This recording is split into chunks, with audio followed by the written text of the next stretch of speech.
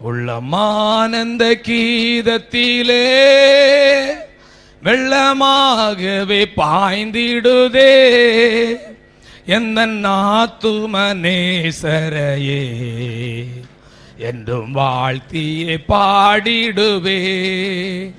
உள்ளமானந்த கீதத்திலே வெள்ளமாகவே பாய்ந்திடுதே எந்த ஆத்துமநேசரையே என்றும் வாழ்த்தியை பாடிடுவே. எந்த ஆத்துமநேசரையே என்றும் வாழ்த்தியை பாடிடுவே. உள்ளமானந்த கீதத்திலே வெள்ளமாகவே பாய்ந்திடுதே எந்த ஆத்துமநேசரையே என்றும் வாழ்த்தியை பாடிடுவே. எந்த ஆத்துமநேசரையே என்றும் வாழ்த்தியை பாடிடுவே. பாவபாரம் நிறைந்தவனாய் பல நாட்களாய் நான் அலைந்தே அந்த பாரசிலுவையிலே எந்த பாரங்கள் சுமந்தவரே. பாவபாரம் நிறைந்தவனாய் பல நாட்களாய் நான் அலைந்தே அந்த பாரசிலுவையிலே எந்த பாவங்கள் சுமந்தவரே. உள்ளமானந்த கீதத்திலே வெள்ளமாகவே பாய்ந்திடுதே எந்த ஆத்துமநேசரையே என்றும் வாழ்த்தியை பாடிடுவே. எந்த ஆத்துமநேசரையே என்றும் வாழ்த்தியை பாடிடுவே. மலை போன்றதோ சோதனையில் மகிபன் அவர் கைவிடாரே. கல்வாரியின் அன்பினிலே கனிவோடனை அணைத்திடுவார். மலை போன்றதோ சோதனையில் மகிபன் அவர் கைவிடாரே. கல்வாரியின் அன்பினிலே கனிவோடனை அணைத்திடுவா. உள்ளமானந்த வெள்ளமாகவே பாய்ந்திடுதே எந்த ஆத்துமநேசரையே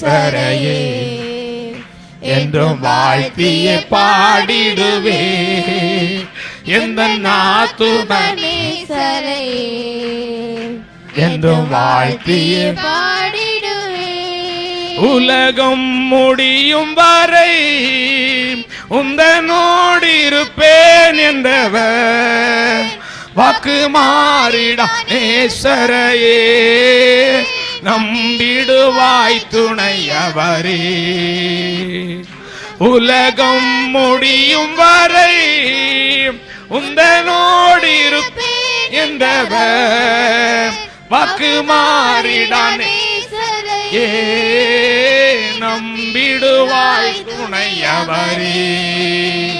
உள்ளமானந்த கீதத்திலே வெள்ளமாகவே பாய்ந்திடுதே எந்த ஆத்துமநேசரையே என்றும் வாழ்த்தியை பாடிடுவே. எந்த ஆத்துமநேசரையே என்றும் வாழ்த்தியை பாடிடுவே. உள்ளமானந்த கீதத்திலே வெள்ளமாகவே பாய்ந்திடுதே எந்த ஆத்துமநேசரையே என்றும் வாழ்த்தியை பாடிடுவே. எந்த ஆத்துமநேசரையே என்றும் வாழ்த்தியை பாடிடுவே. எந்த ஆத்துமநேசரையே என்றும் வாழ்த்தியை பாடிடுவே. நல்ல ஆண்டவரே எங்களோடு பேசும், எங்களை மறைத்துக் கொள்ளும். இயேசுவின் நாமத்தில் பிதாவே. யாத்ராமத்தின் புஸ்தகம் 33 அதிகாரம் 19வது வசனம். யாத்ராமத்தின் புஸ்தகம் 33 அதிகாரம் 19வது வசனம். அதற்கு அவர், என்னுடைய தயையை எல்லாம் நான் உனக்கு முன்பாக கடந்து போக பண்ணுவேன். ஆமென். ஒரு அல்லேலூயா செலுத்துவோமா? என்னுடைய தயையை எல்லாம் உனக்கு முன்பாக கடந்து போக பண்ணுவேன். கழிந்த வாரத்தில் பார்த்தோம். தயை என்று சொன்னால், சகோதரர்கள் அதை குறித்து சொல்ல முடியுமா? தயை என்று சொன்னால் என்ன?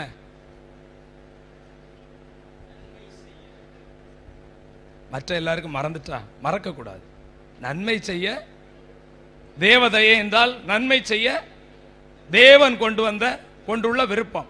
மனித தயை நன்மை செய்ய மனிதன் கொண்டுள்ள விருப்பம். இதை மறந்துடவே கூடாது. அந்த செய்தியை கேட்டீங்கன்னா அந்த வாரம் முழுசும் அதை என்ன பண்ணணும்? ஆமா, மெடிடேஷன் பண்ணிக்கொண்டே இருக்கணும், தியானம் பண்ணிக்கொண்டே இருக்கணும். அந்த தயை நான் பெற்றுக்கொள்ள வேண்டும். நான் அந்த தயை பெற்றுக்கொள்ள நான் என்ன பண்ண வேண்டும்? அதை தான் பார்த்து கொண்டே இருக்கிறேன். அந்த தயை நம்ம வாழ்க்கையில் வரும்போது எப்படி இருப்போம் என்பதைதான் பார்த்து கொண்டு வருகிறோம். இரண்டாவது, அந்த தயை பெற்றுக்கொள்ள நாம் என்ன செய்ய வேண்டும் என்பதையும் பார்த்து கொண்டு வருகிறோம். இந்த ரெண்டு காரியத்தை பார்த்து கொண்டு வருகிறோம். கழிந்த வாரத்தில் பார்த்தோம், தயை உள்ளவனுக்கு கர்த்தர் எப்படி இருப்பார்? தயை உள்ளவனாக இருப்பார் என்றெல்லாம் பார்த்தோம். கர்த்தருடைய தயவினால் திருப்தியும் ஆசீர்வாதத்தின் நிறைவும் உண்டாகும் என்றெல்லாம் பல காரியங்களை நாம் பார்த்தோம். போராட்டத்தை ஜெயிப்போம் என்றெல்லாம் பல காரியங்களை பார்த்தோம். இன்றைக்கு நாம் பார்க்கக்கூடியதான காரியம், சில காரியங்களை பார்க்க போகிறோம். சங்கீதங்களின் புஸ்தகம் 102:13 நீங்கள் படித்து பார்க்கும், யாருக்கு கர்த்தர் தயவை செய்வார்? சங்கீதம் 102:13, தேவரீர் எழுந்தருளி சியோனுக்கு இறங்குவீர், அதற்கு தயை செய்யும் காலமும் அதற்கு குறித்த நேரமும் வந்தது. சியோனுக்கு தயை செய்யும் காலம். ஆமென். இந்த நாட்கள் உங்களுக்கு ஆண்டவர் தயவு செய்யக்கூடியதான ஒரு காலங்கள். இதை பெற்றுக்கொள்ளுகிறவங்க ஆமென் சொல்லி பெற்றுக்கொள்ள வேண்டும். அதை விசுவாசித்தால் பெற்றுக்கொள்ள வேண்டும். ஹல்லேலூயா. சியோனுக்கு இறங்குவீர், சியோனுக்கு தயை செய்வீர். சியோன் என்றால் என்ன? ரட்சிக்கப்பட்ட தேவ பிள்ளைகள். ரட்சிக்கப்பட்ட தேவ பிள்ளையுடைய வாழ்க்கையிலே இருக்க வேண்டிய முதல் குணாதிசயம் கீழ்ப்படிதல். ஆபிரகாம் அழைக்கப்பட்ட போது அவனுடைய வாழ்க்கையில இருந்தது என்னது? கீழ்ப்படிதல். அப்படியானால் ஒரு வீட்டு கூட்டத்தை குறித்து ஒரு அறிவிப்பு சொன்னால் என்ன பண்ண வேண்டும்? அதற்கு என்ன பண்ண வேண்டும்? முக்கியமான தவிர்க்க முடியாத காரணத்தால் மட்டும் போகாம இருக்கணுமே தவிர அந்த கீழ்ப்படிதல். அல்லேலூயா. ரட்சிக்கப்பட்ட தேவ பிள்ளைகள் கீழ்ப்படிவார்கள். கீழ்ப்படிதல் ஒரு மனிதனுக்குள்ளா இருக்கிற என்று சொன்னால் அவர்கள் ரட்சிக்கப்பட்டிருக்கிறார்கள். அல்லேலூயா. ஆமென். ஸ்தோத்திரம். தேவரீர் எழுந்தருளி சியோனுக்கு இறங்குவீர். அவருடைய பிள்ளைகளாய், அவருடைய நாமத்தின் மேல் விசுவாசம் உள்ளவர்களாய் அவரை ஏற்றுக்கொண்டவர்கள் எத்தனை பேர்களோ அத்தனை பேர்களும் அவருடைய பிள்ளைகள் ஆகும்படி அவர்களுக்கு அதிகாரத்தை கொடுத்தார். அல்லேலூயா. நான் விசுவாசிக்கிறேன், நாம் எல்லோரும் ரட்சிக்கப்பட்டிருக்கிறோம். நிச்சயமாய் ஆண்டவர் அப்படியானால் நமக்கு தயவை செய்வார். உபாகமம் 7:9 சொல்லப்படுகிறது, அவர் 1000 தலைமுறை வரைக்கும் என்ன பண்ணுகிறாராம்? தயை செய்கிற தேவனாயிருக்கிறார். 1000 தலைமுறை வரைக்கும் உங்களுக்கு நன்மை செய்து கொண்டே இருப்பார். ஒரு ஆமேன். விசுவாசித்தா என்ன பண்ணணும்? ஆமேன், ஆமேன். கரங்களை உயர்த்தி ஆண்டவரே ஸ்தோத்திரம் பண்ணுவோமாக. 1000 தலைமுறை உங்களுக்கு நன்மை செய்கிறதோடு நின்று விட மாட்டார். உங்கள் சந்ததிக்கு நன்மை செய்வார். உங்கள் பிள்ளைகளுக்கு, பிள்ளைகளின் பிள்ளைகளுக்கு, பிள்ளைகளுக்கு அப்படியாக நன்மை செய்து கொண்டே இருப்பார். 1000 தலைமுறை வரைக்கும் நீங்கள் ஒரு தயவுள்ள பாத்திரமா இருந்தால் உங்கள் பிள்ளைகளும் தயவு பெறுவார்கள், உங்கள் பிள்ளைகளின் பிள்ளைகளும் தயவு பெறுவார்கள். அப்படியானால் இந்த நாட்கள் அதிகமாக தியானிப்பது என்ன? எப்படியாயிலும் கர்த்தருடைய தயவை நான் பெற்றுக்கொள்ள வேண்டும். சொல்லுங்க, எத்தனை பேருக்கு அந்த தயவு வேணும்? என் குடும்பத்துக்கு தயவு வேணும், வேலை ஸ்தலத்தில் எனக்கு தயவு வேணும், ஊழியத்தில் எனக்கு தயவு வேணும், சபையிலே கர்த்தருடைய தயவு வேணும். ஹல்லேலூயா. பாருங்கள், இன்றைக்கு பார்க்கக்கூடியதான சில காரியங்கள், தயவு ஒரு மனிதனுடைய வாழ்க்கையில் வரும்போது என்ன நடக்கும் என்பதை பார்க்க போகிறோம். தயவு ஒரு மனிதனுடைய வாழ்க்கையில் வரும்போது உயர்வின் மேல் உயர்வு வரும். எத்தனை பேருக்கு உயர்வு பிடிக்கும்? பிடிக்கும்னு சொல்றவங்க மட்டும் கருத்தை உயர்த்துங்க, உங்களை தான் உயர்த்துவார். எனக்கு உயர்வு வேணும். உயர்வுன்னு நான் எதை விரும்புகிறேன்? ஆத்துமாக்கள் ரட்சிக்கப்பட்டு சபையிலே சேர்க்கப்பட வேண்டும், அதுதான் உயர்வு என்று நான் விரும்புகிறேன். உங்க வாழ்க்கையில பல காரியத்தை உயர்வு வேண்டும் என்று நினைக்கலாம். வேலையிலே உயர்வு, எல்லா காரியங்களிலும் ஒரு உயர்வு வேண்டும், பொருளாதாரத்தில் ஒரு உயர்வு வேண்டும் என்று கேட்கலாம். தவறல்ல. பிரியமான கர்த்தருடைய பிள்ளைகளே, கர்த்தருடைய தயவு ஒரு மனிதனுக்குள்ளாக வரும் பொழுது உயர்வின் மேல் உயர்வை ஆண்டவர் தர வல்லமை உள்ள தேவனாயிருக்கிறார். சங்கீதம் 89:17 பார்க்கும் பொழுது, உம்முடைய தயவினால் எங்கள் கொம்பை நீர் என்ன பண்ணுகிறீர், உயர்த்துகிறீர் என்று பார்க்கிறோம். கர்த்தர் நல்லவர். கவனிக்கணும், விசேஷமாக நிறைய தேவ மனிதர்கள் இருந்தாலும் யோசேப்பை குறித்து பார்க்கும் பொழுது, யோசேப்பை குறித்து நமக்கு தெரியும். யோசேப்பு தன்னுடைய சகோதரர்கள் என்ன பண்ணினார்கள், மீதியானியரிடத்திலே 20 வெள்ளிக்காசுக்கு என்ன பண்ணார்கள், விற்றார்கள். மீதியானியர்கள் எகிப்திலே போய் போத்திபார் வீட்டிலே அவனை மறுபடியும் விற்று போட்டார்கள். 2 முறை விற்கப்பட்டவன் யோசேப்பு. நல்ல செல்வமாக வாழ்ந்து கொண்டிருந்தவன், வீட்டிலே நல்ல ஒரு செல்ல பிள்ளை. அவங்க அப்பாவுக்கு யோசேப்பு அப்படின்னா ரொம்ப பிடிக்கும். கர்த்தருடைய நாமத்திற்கு மகிமை உண்டாகட்டும். ராகேலுடைய பிள்ளை. பிரியமான கர்த்தருடைய பிள்ளைகளே, அவனுக்கு மட்டும்தான் அவனுடைய தகப்பனார் நல்ல பலவர்ண அங்கிகளை உடுத்தி இருப்பார்கள். இன்றைக்கு பலவர்ண அங்கி ஈஸியா கிடைக்கும், ஆனா அன்றைக்கு கிடைக்காத விலை உயர்ந்த வஸ்திரம் என்று அர்த்தம். அப்படிப்பட்டதான வஸ்திரத்தை எல்லாம் உடுத்தி இருந்த அந்த வீட்டில் செல்ல பிள்ளையாக இருந்த யோசேப்பை கயவர்கள், கூட இருந்த சகோதரர்கள் என்ன பண்ணினார்கள், குழியிலே தூக்கி போட்டு, நன்மை செய்த அவனை என்ன பண்ணினார்கள், குழியிலே போட்டது மட்டுமல்ல, எப்படியாயிலும் அவனை விற்று போட்டார்கள். பொய் சொன்னார்கள். தகப்பனிடத்தில் வந்து சொன்னார்கள், பிள்ளையை ஒரு துஷ்ட விலங்கு என்ன பண்ணிவிட்டது, அடித்து போட்டது என்றெல்லாம் சொன்னார்கள். பாருங்கள், இப்பொழுது இவன் எங்கே போகிறான், போத்திபார் வீட்டிலே போகிறான். எப்பேற்பட்ட ஒரு அடிமைக்கும் எப்பேற்பட்ட ஒரு வேலைக்காரனுக்கும் உயர்வு வரும் என்பதை தான் நான் இந்த வசனத்தின் மூலம் நான் உங்களுக்கு சுட்டிக்காட்ட போகிறேன். ஆதியாகமத்தின் புத்தகத்தை நீங்கள் படித்து பார்க்கும்போது, ஆதியாகமத்தின் புத்தகம் 39ஆம் அதிகாரம் 2, 3, 4 வசனத்தை நீங்கள் படித்து பார்க்கும்போது, கர்த்தர் யோசேப்போடு இருந்தார், அவன் காரிய சித்தி உள்ளவனானான். பாருங்கள், இப்பொழுது எங்க போய் சேர்ந்தான், குழியில போடப்பட்டவன், விற்று போடப்பட்டவன்.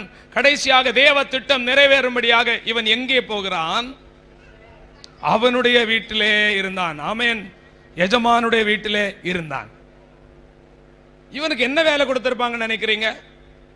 பாத்திரம் கழுவுற வேலை, வீடை பெருக்கிற வேலை, சுத்தம் பண்ணுகிற வேலை, மற்ற எஜமான்களுக்கெல்லாம் சாப்பாடு கொடுக்கிற வேலை, பல கடினமான வேலைகளை செய்கிற சாதாரணமான ஒரு வேலைக்காரனாக எஜமான் வீட்டில் போய் சேர்கிறார். ஆனால் ஒன்று என்ன அப்படின்னா, அவனோடு கர்த்தர் இருந்தார். 3வது வசனத்தை படிங்கள்.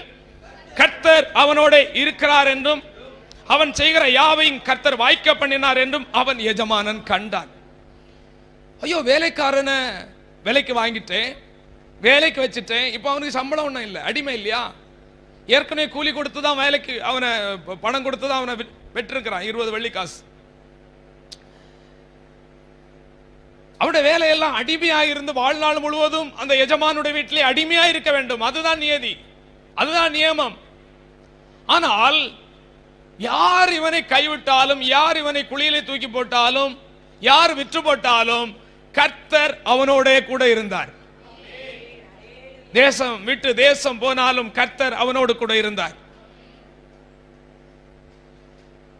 இப்ப இவன் பார்க்கிறான், இந்த வேலைக்காரனோட யார் இருக்கா, யோசேப்போடு கர்த்தர் இருக்கிறார், அவர் செய்கிற யாவையும் கர்த்தர் வாய்க்க பண்ணுகிறார் என்று அவன் எஜமானன் பார்க்கிறான். வீட்டு வேலைக்காரனை இவனை சேர்த்தேன், ஆனா இவன் எதை செஞ்சாலும் வாய்க்குது. அல்லேலூயா. முன்னாடி எல்லாம் ஒரே 1 லிட்டர் தான் மாடு பால் கறக்கும். இப்ப இவனை வேலைக்கு வந்த வச்ச பிறகு 10 லிட்டர் கறக்குது, 20 லிட்டர் கறக்குது. முன்னாடி அவன் வீட்டில் நிறைய மலட்டு ஆடு மாடுகள் இருந்திருக்கு. இப்ப எல்லாம் ஆட்டுக்குட்டிகள் எல்லாம் 5 குட்டி 10 குட்டின்னு போடுது. மலட்டு கர்ப்பத்தை எல்லாம் ஆண்டவர் திறக்கிறார். கர்த்தர் அவனோடு இருந்தார், அவன் செய்வதெல்லாம் வாய்த்தது. ஒரு காலத்தில் என்னதான் நல்ல ஏறடிச்சு பரம்படிச்சு நல்ல நிலத்தை பண்படுத்தி நல்ல உரையெல்லாம் போட்டு நடவு வச்சாலும், நாற்றுகளை நட்டாலும் பலன் கிடைக்காது. மழை வந்து சாச்சிரும், புயல் வந்து சாச்சிரும், ஏதாவது ஒரு விதத்தில் இன்னைக்கு நம்ம விவசாயிகள் கஷ்டப்படுறாங்களா, அப்படியெல்லாம் வந்துடும். ஆனா இவனை வேலைக்கு வச்ச நாள்ல இருந்து ஒரு வித விதைச்சா 100 மடங்கு பலனை. இவன் செய்வதெல்லாம் வாய்க்குது. இவன் போன உடனே அந்த வீட்டில இருந்த தரித்திரம் எல்லாம் போயிட்டு. காரணம் என்ன? கர்த்தர் அவனோடு கூட இருந்தார். இத பார்க்கிற எஜமானன் பார்க்கிற எஜமானுக்கு இந்த வேலைக்காரனை வீட்டில் வச்சனால நல்ல கெயின், நல்ல லாபம். நீங்க கூட எஜமானுக்கு நல்ல லாபத்தை சம்பாதிச்சு கொடுத்தா உங்களை மெச்சுக்கொள்வார். ஆண்டவருக்கு நீங்க ஊழியம் செஞ்சா உங்களை ஆண்டவர் மெச்சுக்கொள்வார். சபையிலே நீங்க பிரயோஜனமா இருந்தா நான் உங்களை மெச்சுக்கொள்வேன். அல்லேலூயா. ஓ, இந்த சகோதரனை போல ஒருவரும் இல்லை. வேற இடத்துல போய் சொல்லும்போது நான் சொல்லுவேன், இந்த சகோதரியை போல ஒருவனும் இல்லை. அல்லேலூயா. மெச்சுக்கொள்ளத்தக்கதான பாத்திரமாய் இருந்தான். கர்த்தர் அவனோடு இருந்தான். அவன் செய்ததெல்லாம் வாய்த்தது. அருமையான கர்த்தருடைய பிள்ளையே, நீங்க செய்கிறதெல்லாம் வாய்க்கதா? யோசித்து பாருங்க. தாவீதை குறித்து பார்க்கும்போது அவன் தாவீது நாளுக்கு நாள் விருத்தி அடைந்தான். பலம், அடுத்து சொல்லுங்க, வளர்ச்சி. நம்ம வாழ்க்கையிலே ஒரு விருத்தி அடைய வேண்டும். கர்த்தருடைய நாமத்திற்கு மகிமை உண்டாகட்டும்.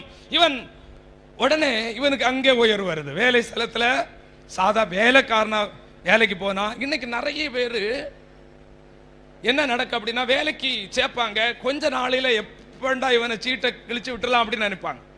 எப்பண்டா ரிஜெக்ட் பண்ணலாம், எப்ப இவனை கழுத்தை குத்தி வெளியில என்ன பண்ணிடலாம், தள்ளிடலாம். காரணம் என்ன? இனி செய்யறதெல்லாம் வாய்க்க மாட்டேங்குதப்பா.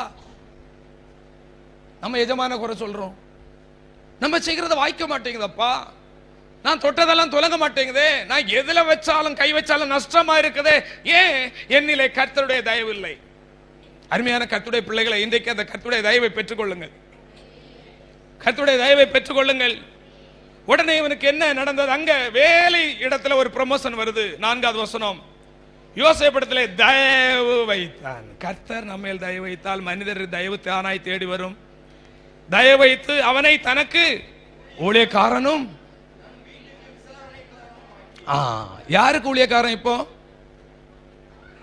போத்திபாருக்கு. அல்லேலூயா. பிஏ மாத்திட்டான், சூப்பர்வைசரா, அதுக்கு மேல அதிகாரியா. ஆமென். விசாரணை காரணமாக்கி தனக்குண்டான யாவற்றையும் அவன் கையில் ஒப்பு கொடுத்தான். யாரை தவிர? மனைவியை தவிர. கரெக்டா சொன்னா. கரங்களை தட்டுவோம். நல்ல எஜமான மனைவியும் சேர்த்து கொடுக்கல. அல்லேலூயா, அல்லேலூயா. கரங்களை உயர்த்தி ஆண்டவரை ஸ்தோத்திரம் பண்ணுவோம். ஏனென்றால் மனைவி யாருடையது? யோசேப்புடைய மனைவி இல்ல, போத்திபாருடைய மனைவி. அதனால அந்த அளவுல பாத்திரவானா நடந்தான். எல்லாம் என் கையில தான் வந்திருக்குன்னு சொல்லிட்டு விருப்பத்துக்கு எதையும் கையாடல் பண்ணல. எதை எப்படி செய்யணுமோ நேர்த்தியா. அல்லேலூயா, ஆமென். தனக்கு வீட்டு விசாரணை காரணமாக்கி தனக்கு உண்டான எல்லாவற்றையும் அவன் கையில் ஒப்படுத்தும். இப்போ போத்திபார் வீட்டுக்கு யாரும் போனோம்னா, அதாவது யாரு தான் போய் பார்க்கணும்? யோசேப்பை பார்க்கணும். அந்த அளவுல ஒரு சாதாரணமான ஒரு வேலைக்காரனா போனவனை ஆண்டவர் உயர்த்தினார். கர்த்தருடைய பிள்ளைகளே, கர்த்தர் உங்களை உயர்த்துகிறவர். என்றைக்கும் நீ தாழ்ந்த நிலையில இருக்கணும்னு நினைக்க கூடாது. உன் மனதை மாத்தணும். கர்த்தர் என்னை உயர்த்துவார். அதற்கு தகுந்த விதத்தில் தயவை என்ன பண்ணணும்? சொல்லுங்க, என்ன பண்ணணும்? தெரியலையா? தயவை என்ன பண்ணணும்? பெற்றுக்கொள்ளணும். தேவ தயவை என்ன பண்ணணுங்க? பெற்றுக்கொள்ளுகிற ஒரு நபராய் கர்த்தர் என்னை மாற்றுவாராக. இப்ப பாருங்க, இப்ப சோதனை வருது. வீட்டுல யாரும் இல்ல. போத்திபார் மனைவி என்ன பண்ணுகிறா? என்னோட தவறா நடப்பா.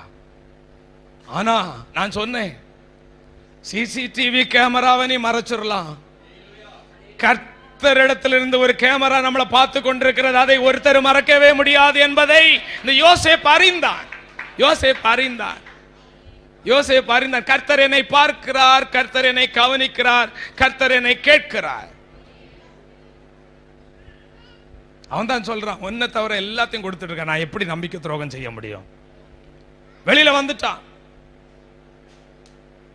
எஜமான வீட்டுக்கு வந்த உடனே மனைவி போட்டு கொடுத்துட்டா. உள்ளதை போட்டு கொடுத்தா பரவாயில்ல, பொய்ய சொல்லிட்டா, அப்படியே மாத்திட்டா, உள்டாவ மாத்திட்டா. சில ஆட்கள் அப்படியே என்ன பண்ணிடுவாங்க, கதைய அப்படியே மாத்திடுவாங்க. அது ஒரு கிருபை. கிருபை இல்ல, அது ஒரு திருக்கு. கிருபை என்ன? ஐயோ நானா சகலகலா வல்லவன், எதை எப்படி திருப்பிறேன்? அது திருக்கு. பரலோகம் போக முடியாது. கர்த்தருடைய பிள்ளைகளே, மாத்திட்டா. மனைவி சொல்றதானே புருஷன் கேட்டாகணும், இல்லைன்னா வீட்டில் என்ன கிடைக்காது. நல்லதை கெட்டதானு இவன் விசாரிக்கல. இவன் எப்படிப்பட்ட ஆளா இருக்கான், ஓகே பரவாயில்ல போட்டோம், நம்ம அதுக்குள்ள போக வேண்டாம். இவன் உடனே தூக்கி எங்க போட்டாச்சு, சிறைச்சாலையில். விசாரிக்கவே இல்லை, ஏன்பா என்ன நடந்துச்சு. சில வேளைகளில நான் நினைக்கிறேன் அவனை விசாரிச்சிருந்தா கூட அவன் என்ன சொல்லியிருப்பான்னு நினைக்கிறேன், சொல்லியிருக்க மாட்டான். சில ஆட்கள் இப்படிதான், சில தவறு தங்கள் வாழ்க்கையில நடந்தாலும் சிலரை காட்டி கொடுக்காமல் இருக்கிறார்கள். காரணம் என்ன? நல்ல மனிதர்கள், நல்ல யோசேப்பை போல நல்ல நபர்கள் காட்டி கொடுக்க மாட்டார்கள் மற்றவர்களை விட்டு கொடுக்க மாட்டார்கள், மற்றவர்களை குற்றவாளிகளாக தீர்க்க மாட்டார்கள். கரங்களை உயர்த்தி ஆண்டவரை ஸ்தோத்திரம் பண்ணுவோமா. சிறைச்சாலையில தூக்கி கொண்டு போயாச்சு. இப்ப சிறைச்சாலையில என்ன நடக்குது பாருங்க. ஆதியாகமத்தின் புத்தகம் 39:20-23. முதல்ல வீட்டுல உயர் வந்துச்சு, இப்ப எங்க உயர் வருதுன்னு பாருங்க.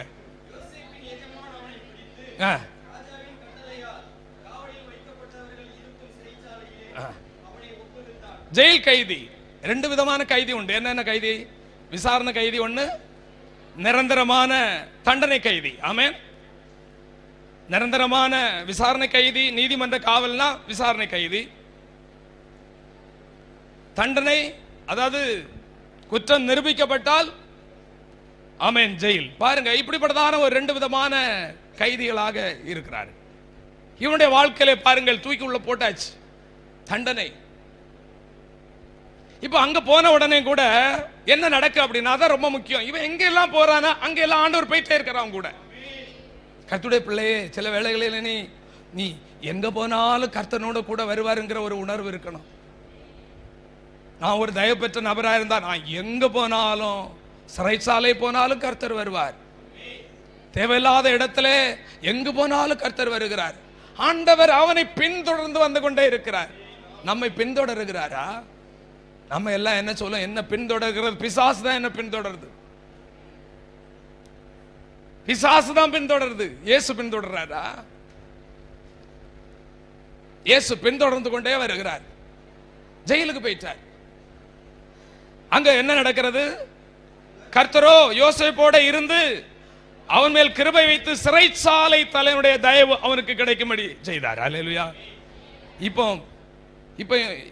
இவனுக்கு என்ன ட்ரீட் பண்ணிருப்பாங்க? ஜெயில் கைதிக்குள்ளே ட்ரீட் இல்ல, அங்கே ஒரு உயர்வை ஆண்டவர் கொடுத்தார். எந்த இடத்திலும் வைத்து ஆண்டவர் உயர்த்துகிற தேவன் என்பதை தேவ பிள்ளைகள் விசுவாசிக்க வேண்டும். ஜெயில உயர்வு வருமா? பிள்ளைங்க கவனிக்கிறீங்களா? நான் சொல்றத ரொம்ப கவனமா கேட்டீங்க, உங்களுக்கு வாழ்க்கையில பிளஸிங்கா இருக்கும். இப்போ சிறைச்சாலை தலைவன் சிறைச்சாலையில் வைக்கப்பட்ட யாவரையும் யோசேப்பின் கையில் ஒப்பு கொடுத்தான்.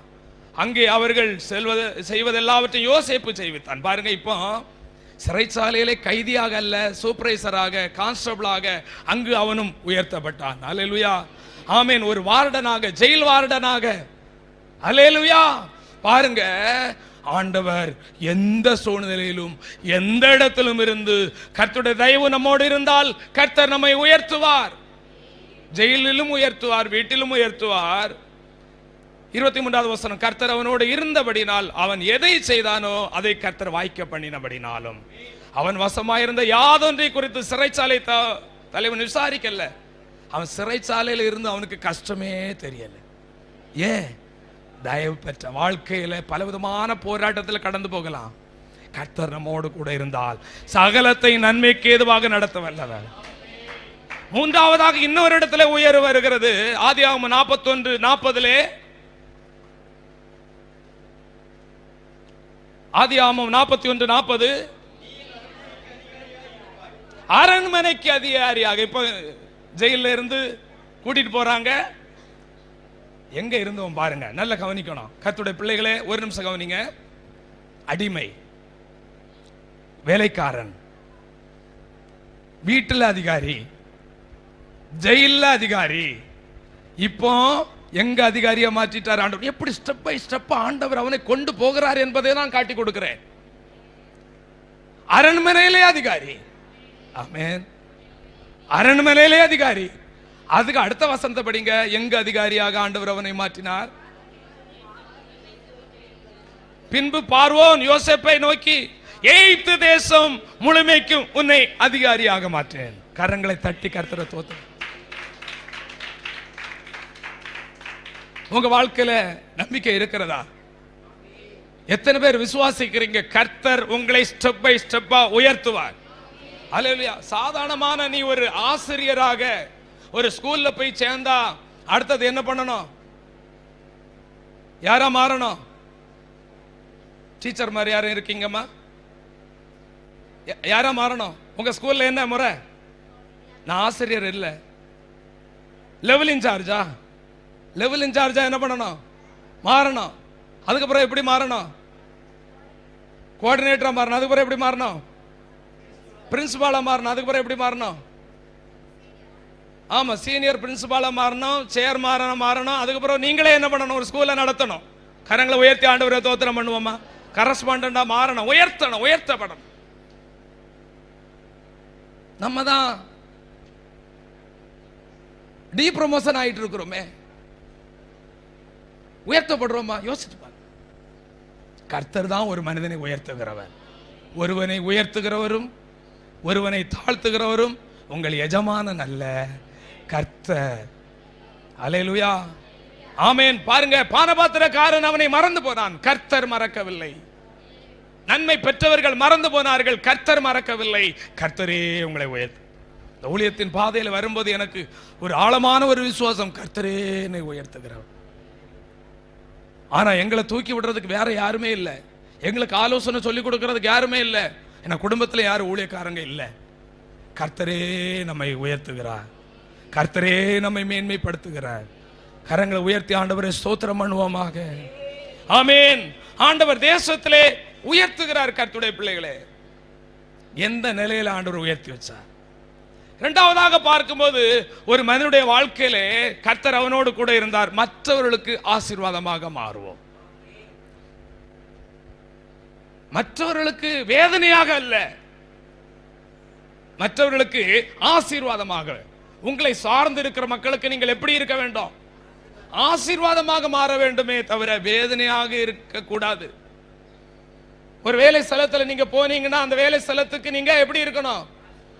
ஒரு கம்பெனியில் போனா அந்த கம்பெனிக்கு ஆசீர்வாதமா இருக்கணும். சர்ச்சுக்கு வந்தா நீங்க சர்ச்சுக்கு எப்படி இருக்கணும்? ஆசீர்வாதமான பாத்திரம். சொல்லுங்க, ஆசீர்வாதமான பாத்திரம், நல்ல பாத்திரம், மாதிரியான பாத்திரம். சொல்லுங்க, ஒரு மாதிரியான பாத்திரமா இருக்கக்கூடாது, ஒரு மாதிரியா இருக்கக்கூடாது. அல்ல, நல்ல சாட்சி உள்ளவங்களா இருக்கணும். ஆண்டவரே என்ன அப்படி மாற்றுங்க, தயவு பெற்ற நபரா என்னை மாற்றுங்க. மற்றவர்களுக்கு ஆசீர்வாதமாக ஆண்டவர் மாற்றுவார். உங்களுக்கு மட்டும் நீங்கள் ஆசீர்வாதமாக அல்ல, மற்றவர்களுக்கு ஆசீர்வாதமாக மாற்றுவார். ஆதியாகமத்தின் புத்தகம் 39ஆம் அதிகாரம், போத்திபார் வீட்டில் போன போது என்ன நடந்தது? 39:5 வசனத்தை நீங்கள் படியுங்கள்.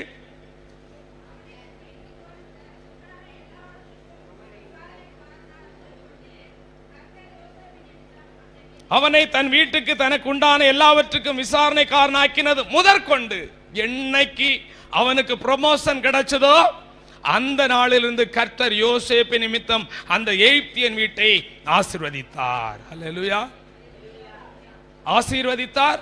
வீட்டிலும் வெளியிலும் அவனுக்கு உண்டானவைகள் எல்லாவற்றிலும் கர்த்தருடைய ஆசீர்வாதம் இருந்தது. வீட்டிலும், சொல்லுங்க, வீட்டிலும் ஆசீர்வாதம், வெளியிலும் ஆசீர்வாதம், அவனுக்கு உண்டிய எல்லாவற்றிலும் ஆசீர்வாதம், எல்லாவற்றிலும் ஆசீர்வாதம்.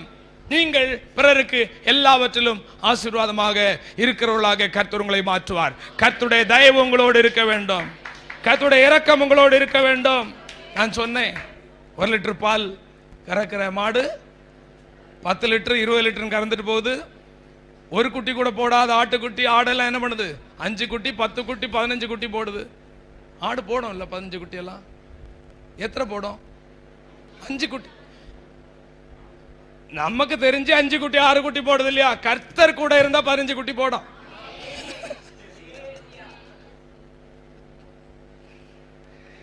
நமக்கு தெரிஞ்சு துன்மார்க்கனுடைய வீட்டிலே 5 குட்டி போட்டுனா கர்த்தருடைய பிள்ளைகளுடைய வீட்டிலே 15 குட்டி போடும். ஒரு கையை தட்டி துதிங்க. ஹல்லேலூயா. ஏன்னா பெரியவர் இல்லையா நம்ம கூட இருக்கிறாரு, பிரபு இல்லையா நம்ம கூட இருக்கிறாரு, ராஜாதி ராஜாவில நம்ம கூட இருக்கிறாரு, கர்த்தாதி கர்த்தர்ல நம்ம கூட இருக்கிறாரு. நம்ம கூட இருக்கிற ஒரு சாதாரண தெய்வமா? வானத்தையும் பூமியும் படைத்தவர் அல்லவா, அற்புதத்தை அதிசயத்தை செய்கிறவர் அல்லவா, 5 அப்பத்தையும் 2 மீனை 5000 பேருக்கு பங்கிட்டு கொடுத்த தேவன் அல்லவா. நீங்க எங்க போனாலும் அவர் உங்களோட கூட இருப்பார். கர்த்தர் நல்லவர். அடுத்ததாக இவனுடைய குணாதிசயத்தை பாருங்க. ஆதியாகமத்தின் புஸ்தகம் 30ஆம் அதிகாரம். அதாவது யாக்கோபை குறித்து நான் சொல்லிட்டு மறுபடியும் இந்த யோசேப்பை குறித்து சொல்றேன். யாக்கோபு தன்னுடைய மாமனார் வீட்டுக்கு போகும்போது அவனுடைய பொருளாதாரம் எப்படி இருந்ததுன்னு நான் காட்டி கொடுக்க போறேன். ஆதியாகமத்தின் புஸ்தகம் 30ஆம் அதிகாரம் 30வது வசனம்.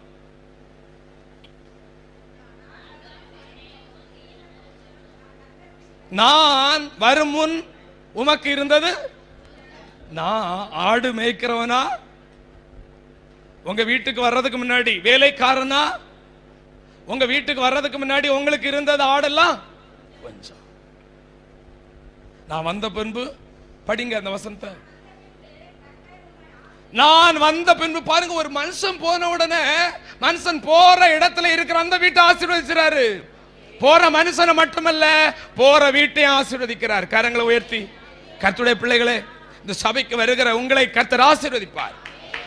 இந்த சபைக்கு வருகிற கால் எழுதி எடுத்து வைத்த உங்களை ஆசீர்வதிப்பார். அல்லேலூயா. எங்களை மட்டுமல்ல, உங்களையும் ஆசீர்வதிப்பார். ஆமென். நான் விசுவாசி ஜெபம் பண்ணுவேன். ஆண்டவர் எந்த வீட்டுல எல்லாம் கால் வச்சு ஜெபம் பண்றேன்னு விசுவாசமா ஜெபம் பண்ணுவேன். இந்த வீடு ஆசீர்வாதமா இருக்கணும். ஆனா ஒரு கண்டிஷன், அந்த ஆசீர்வாதமா இருக்கணும்னா அந்த வீட்டில் உள்ளவங்களை என்ன பண்ணணும்? ஆசீர்வாத பாத்திரமா இருக்கணும். ஹல்லேலூயா. பாருங்க, ஆதியாகமத்தின் புத்தகத்துல இந்த யாக்கோபை குறித்து பார்க்கும்போது, இந்த யாக்கோபு இல்ல யோசேப்பை குறித்து பார்க்கும்போது 45ஆம் அதிகாரம் 3 to 8 வரைக்கும் வசனத்தை படிக்கும். 45ஆம் அதிகாரம். பாருங்க, இன்னைக்கு யோசேப்பை வச்சுட்டாங்க.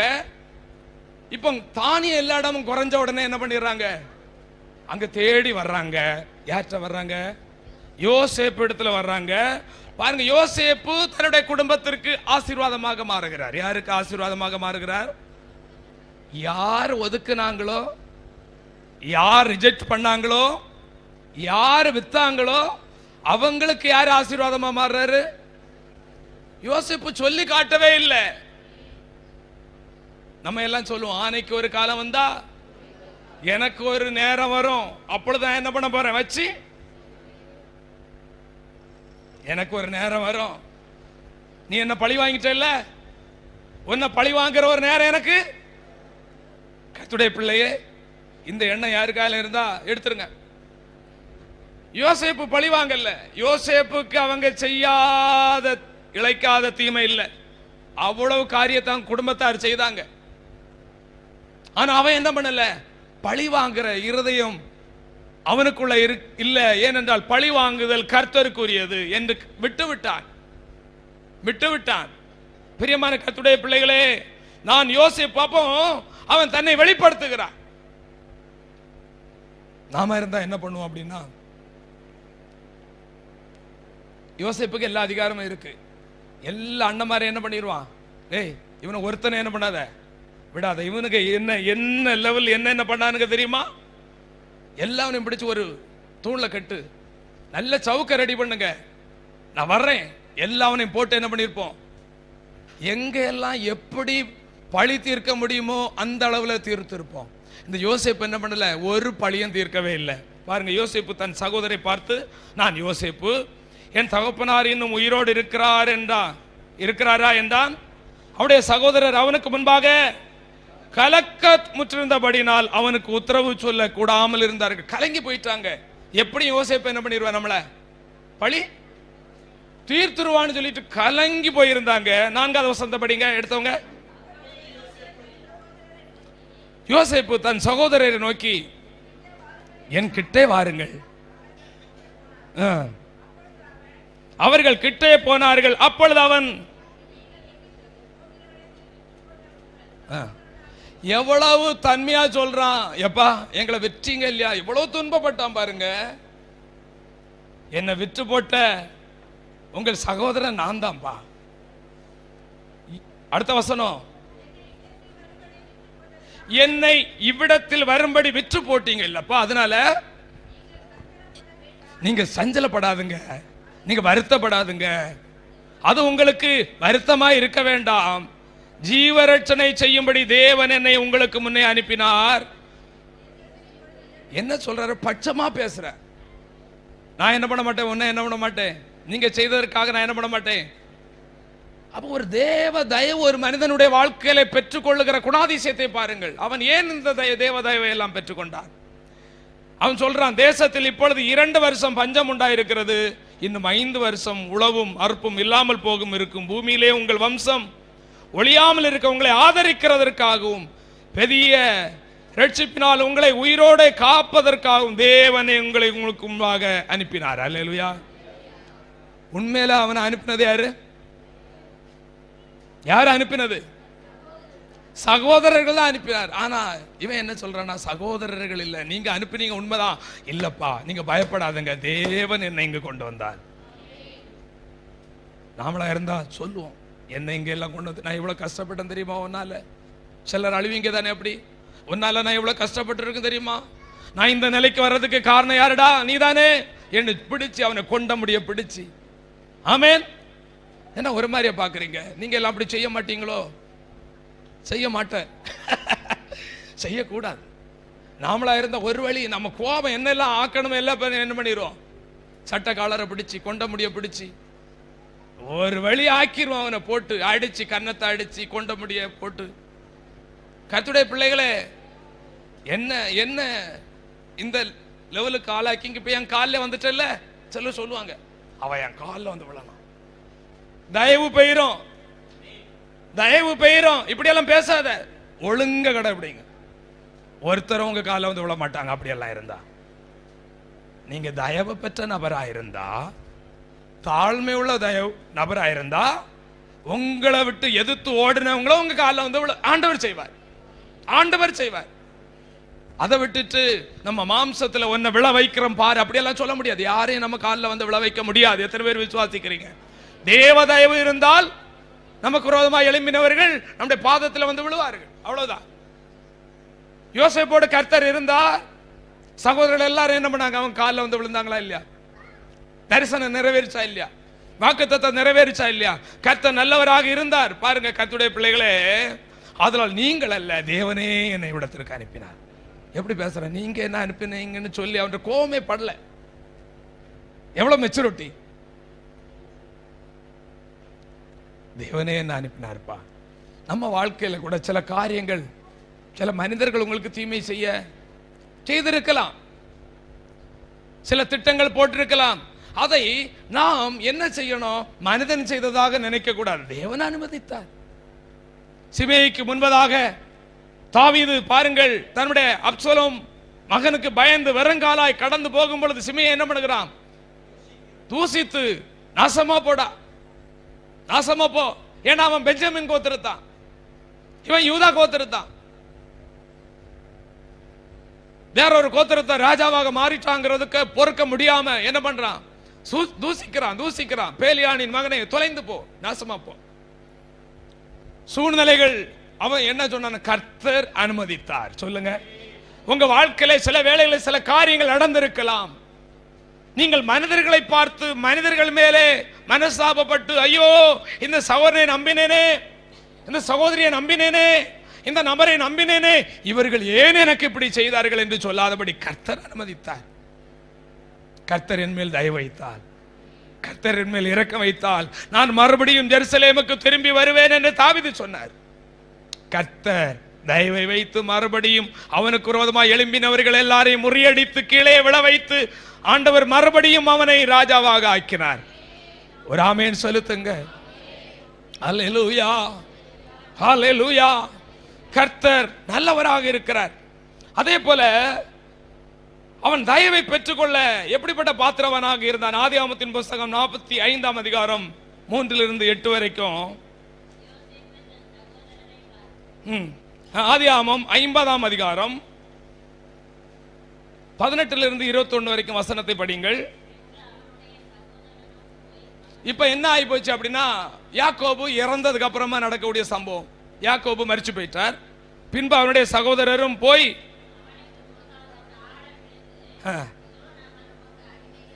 பாருங்க, தரிசனம் நிறைவேறிட்டு வழிக்கு வந்துட்டானுங்க. யாரு? நான் உனக்கு அடிமைகள் என்று சொல்லி யோசேப்புடைய காலில் அவனுடைய அண்ணன் மாதிரி எல்லாரும் என்ன பண்ணிட்டாங்க? அவங்க தரிசனம் நிறைவேற்றா இல்லையா? கர்த்தர் நம்ம வாழ்க்கையில கொடுத்த தரிசனம் நிறைவேறும். கர்த்தர் கொடுத்த தரிசனம் வாக்குத்தத்தம் நிறைவேறும். ஆமென். ஆனா இவன் என்ன செய்தான் தெரியுமா? நான் அதான் சொன்னேன், வந்தீங்க இல்லையா அப்படின்னு சொல்லல, ஏளனமா பேசல. யோசேப்பு அவர்களை நோக்கி, பயப்படாதுங்கப்பா. அண்ணமாரே, இவ்வளோ தீமை எனக்கு செய்தீங்க தானே, நான் உங்களை கொல்ல மாட்டேன், உங்களை அடிக்கவும் மாட்டேன், உங்களை திட்டவும் மாட்டேன். யோசேப்பு அவர்களை நோக்கி, பயப்படாதுங்க. அப்பா போயிட்டாருன்னு சொல்லிட்டு எனக்கு பயப்படுறீங்களா? எனக்கு அதிகாரம் இருக்கு, உங்களை கொன்ற முடியும், ஆனா நான் அதை செய்ய மாட்டேன். நீங்க பயப்படாதுங்க. நீங்கள் எனக்கு தீமை செய்ய நினைத்தீர்கள், உண்மைதான். தேவன் ஒருவர் இருந்தார். ஆமென் சொல்லுங்க. தேவன் ஒருவர் இருந்தார். சிறைச்சாலையில் என்னோடு இருந்தார். போத்திபார் வீட்டில் என்னோடு இருந்தார். ஏனென்றால் நான் தேவனுக்கு தீமை செய்யவில்லை, நான் தவறு செய்யவில்லை, நான் பாவம் செய்யவில்லை. ஆண்டவருக்கு எப்படியெல்லாம் பிரியமாய் நடக்க முடியுமோ அப்படியெல்லாம் நான் நடந்தேன். நான் தவறு செய்வதற்கு எவ்வளவு வாய்ப்பு இருந்தது. ஏன்னா என் குடும்பம் என் பக்கத்தில் இல்ல, இப்படி இன்னார் தவறு செய்துட்டார்னு சொல்லிட்டு தகப்படத்தில் சொல்லிக் கொடுக்கிற சாட்சிகளும் இல்லை. ஏனென்றால் அவனுடைய குடும்பம் எகிப்தில் உள்ள யாருக்கும் தெரியாது. துன்மார்க்கமாய் வாழ்ந்திருக்கலாம், வீட்டிலே போத்திபார் வீட்டிலே தவறாய் நடந்திருக்கலாம், எதை வேண்டுமானாலும் செய்திருக்கலாம். ஆனால் அவனை பாருங்கள், குறுக்கு வழியிலே அவன் உயர நினைக்கவே இல்லை. ஆமென். ஒரு ஆமென் சொல்ல.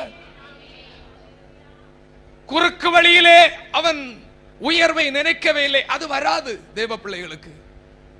உலகத்தில் சிலர் குறுக்கு வழியிலே உயர்வார்கள், ஆனால் கீழே விழுந்து போவார்கள். கர்த்தர் உயர்த்தினால் ஒரு மனிதனையும் கீழே விழுத்த முடியாது. எத்தனை பேர் விசுவாசிக்கிறீர்கள்?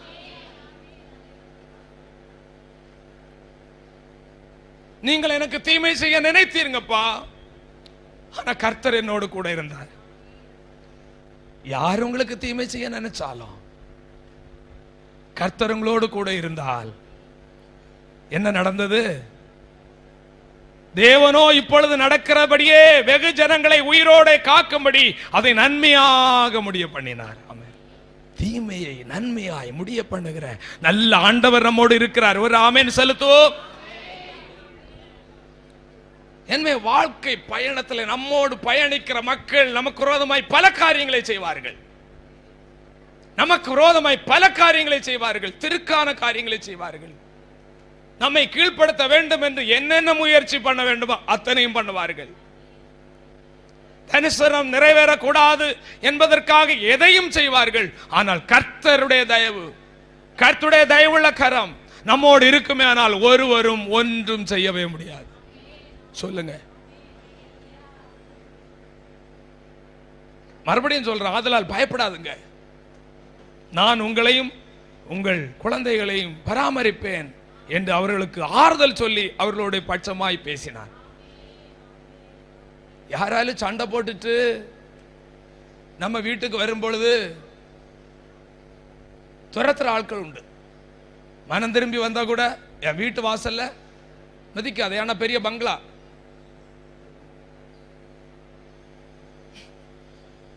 பெரிய பங்களா, வீட்டு வாசல் ஊடு.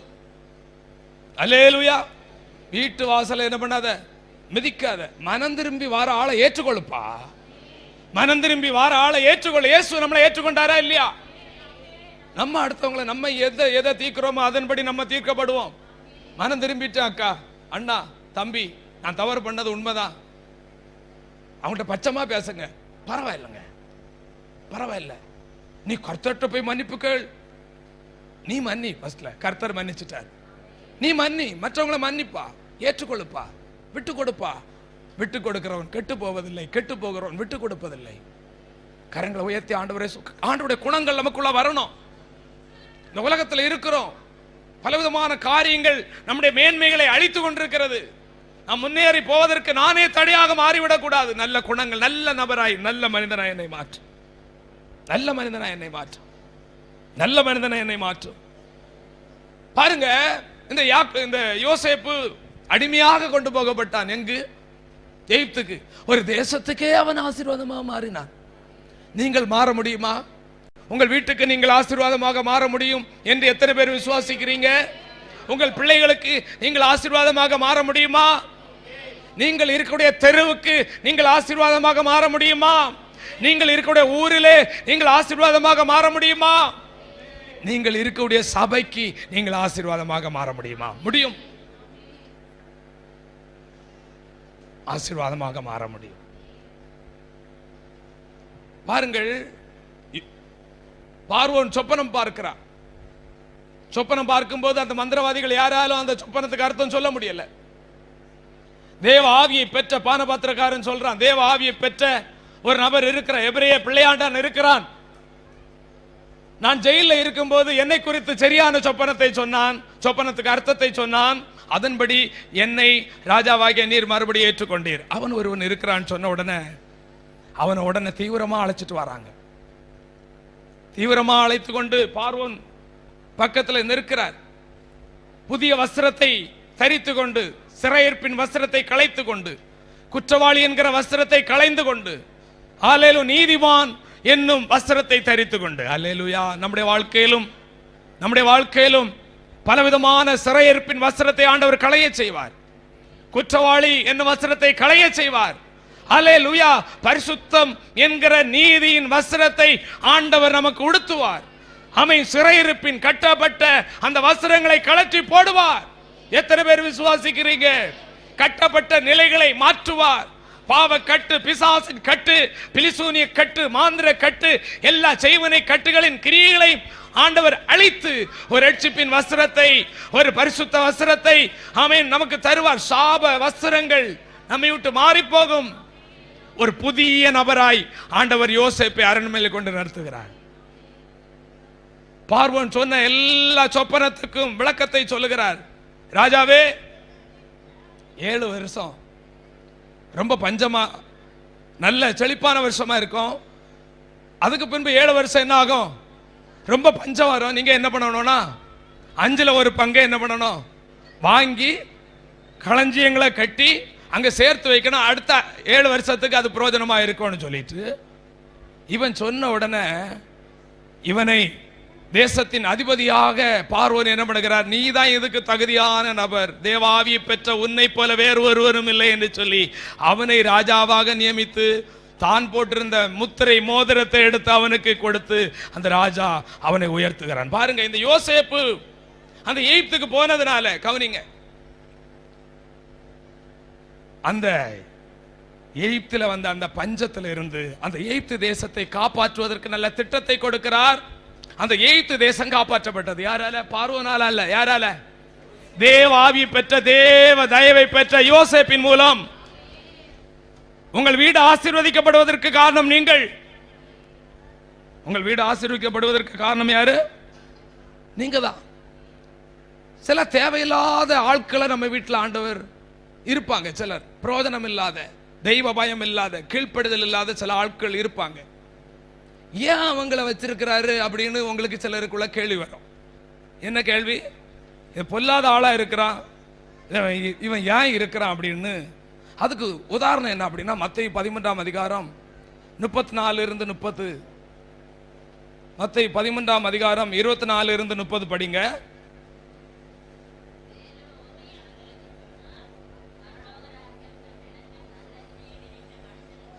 பரலோக ராஜ்யம் நிலத்தில் நல்ல விதையை விதைத்த மனிதனுக்கு ஒப்பா இருக்கிறது. மனுஷன் நித்திரை பண்ணுகையில் அவனுடைய சத்துரு வந்து கோதுமைக்குள் களைகளை விதைத்து விட்டு போனான். பாருங்க, இப்போ வயல்ல என்ன எல்லாம் வருது? களைகளும் வளருகிறது, நெல்லும் வளருகிறது. உடனே வேலைக்காரர்கள் என்ன பண்ணுகிறார்கள்? ஆண்டவரே,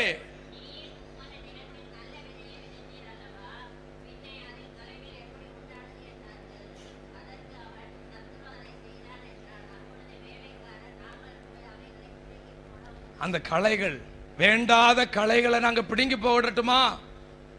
வேண்டாத களைகளை ஆனா சில வேண்டாத கலைகள் இருக்கதான் செய்யும்.